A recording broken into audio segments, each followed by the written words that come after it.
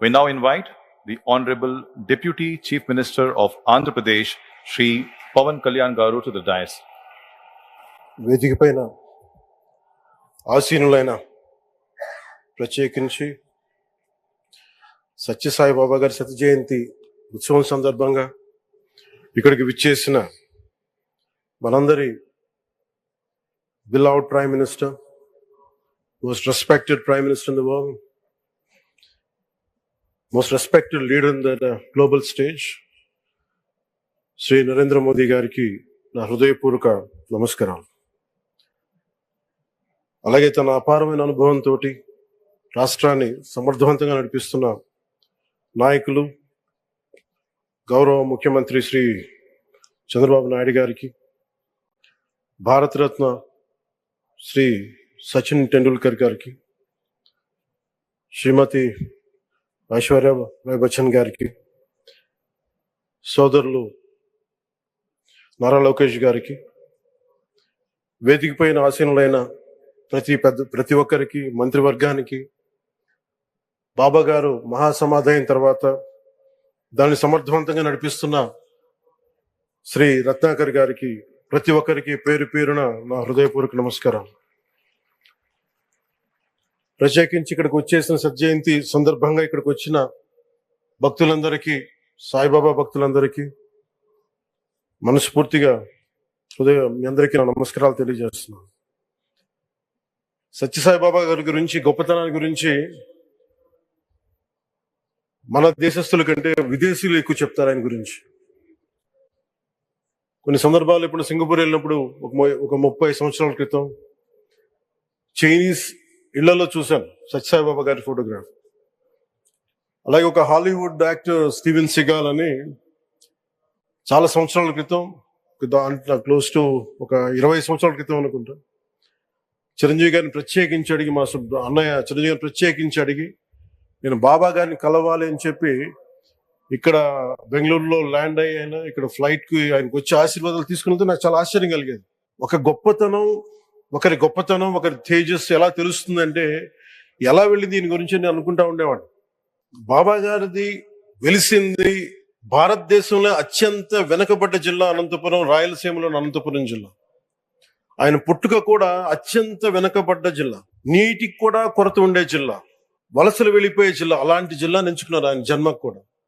అందుకని అలాంటి జన్మ తీసుకున్నాడంటే మహానుభావులే తీసుకోగలరు. ఒక 40 సంవత్సరాల క్రితం ఎవరైనా ఊహించుకోగలమా? దేశ విదేశాల నుంచి చాలా మంది భక్తులు, విదేశీయులు అందరూ వచ్చి దీని అభివృద్ధికి పాటుపడతారని. సో ఒక ఆధ్యాత్మిక తేజస్సు, విశ్వ ప్రేమ ఉన్న వ్యక్తుల వల్ల ఇది సాధ్యం. అలాంటి వ్యక్తుల కోసం ప్రత్యేకించి గౌరవ ప్రధానమంత్రి నరేంద్ర మోదీ గారికి ఇష్టమైనది ప్రజలందరికీ కనీసం ఒక 50 లీటర్ల నీళ్లు ఇవ్వాలి, అది రక్షిత మంచినీరు ఇవ్వాలి. అలాంటి పథకం, ఒక 50 లీటర్ల నీళ్లు కనీసం ఇవ్వాలి అనేది ఒక వ్యక్తికి ఆ సంకల్పం నరేంద్ర మోదీ గారు దీన్ని ముందుకు తీసుకొచ్చారు.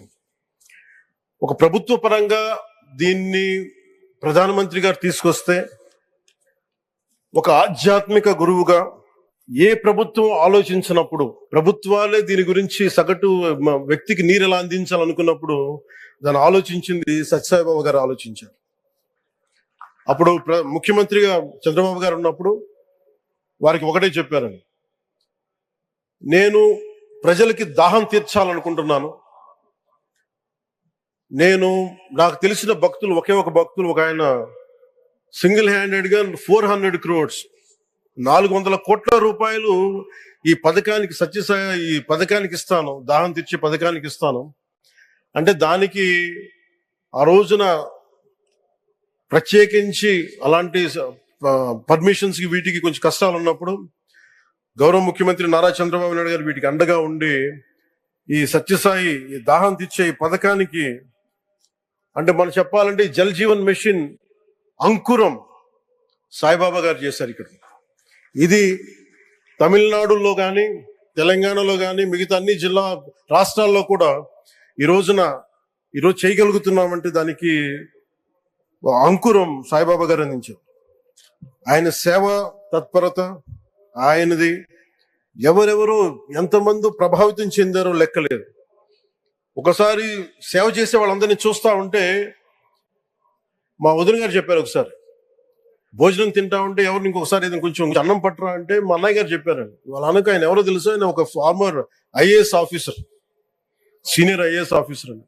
ఆయనకి సెలవులో ఉన్న సమయంలో వచ్చి ఇక్కడ సేవ చేస్తారండి. ప్రత్యేకించి ఒక వ్యక్తి, ఒక మహానుభావుడు ఎంతమందిని ప్రభావితం చేయగలిగారంటే, ఐఏఎస్లు కావచ్చు, మన ఈ రోజున సచిన్ టెండూల్కర్ గారు కావచ్చు, వేదిక పైన మహానుభావులు ఎందరో కావచ్చు, వీళ్ళందరినీ ప్రభావితం చేసే ఒక అరుదైన ఆధ్యాత్మిక శక్తి మన భారతదేశంలో, మన అనంతపురంలో, మన ఆంధ్ర రాష్ట్రంలో ప్రపంచానికి వెలుగులిచ్చే ఒక మహా వ్యక్తి పుట్టడం, ఆయన శత జయంతి సందర్భంగా ఇక్కడ మనందరం ఏకం కావడం చాలా ప్రత్యేకమైన ఆనందాన్ని కలిగించింది.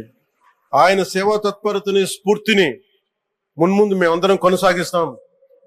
గౌరవ ప్రధానమంత్రి అవర్ బిలౌడ్ ప్రైమ్ మినిస్టర్ ఆధ్వర్యంలో మేమందరం కొనసాగిస్తామని తెలియజేసుకుని, ఇదే సేవా తత్పరతని ముందుగా అందరం కొనసాగించాలని తెలియజేసుకుని సెలవు తీసుకున్నాను. జై హింద్.